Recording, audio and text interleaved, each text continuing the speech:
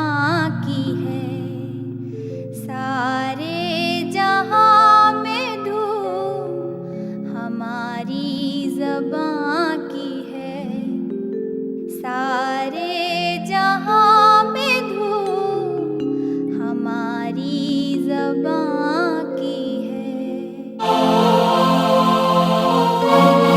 دار دہلی، پیدائش 1831 دہلی، وفات 1905 حیدرآباد۔